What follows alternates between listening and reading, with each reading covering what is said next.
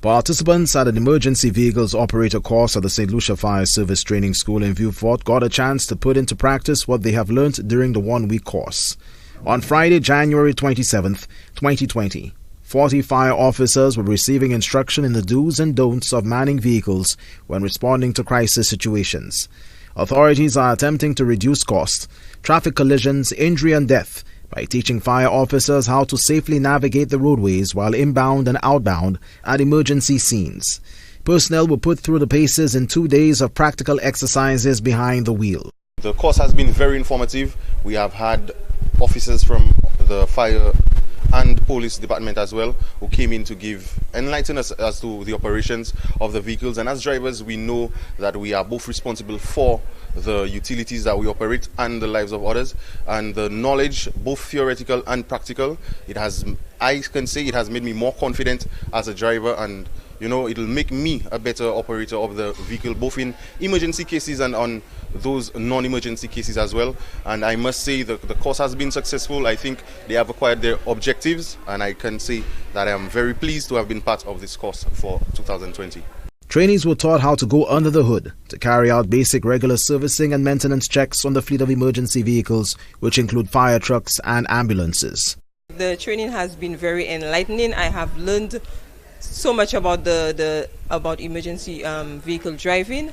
I am not an emergency vehicle driver at my station. However, this week I have been authorized to be an emergency vehicle driver.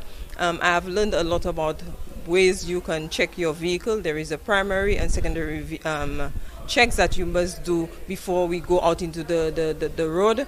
Ditney Downs is the officer in charge of training at the Saint Lucia Fire Service. He explains the fire department, alarmed at the rate of road crashes, decided to train personnel to drive to emergency scenes safely, reduce response times and evacuate casualties without incident. Veteran fire officers played a key role in the facilitation of the course. Downs is satisfied with the outcome of the exercise.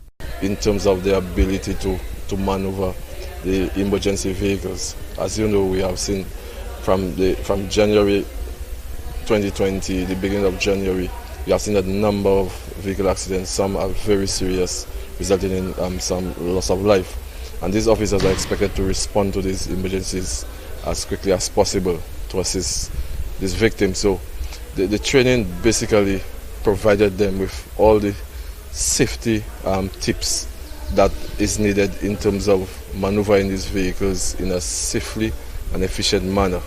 I'm very happy that training was done in-house. Most of our instructors were senior fire officers who have had experience in these emergency vehicles. Downs expressed gratitude to the government for providing resource personnel for the training course.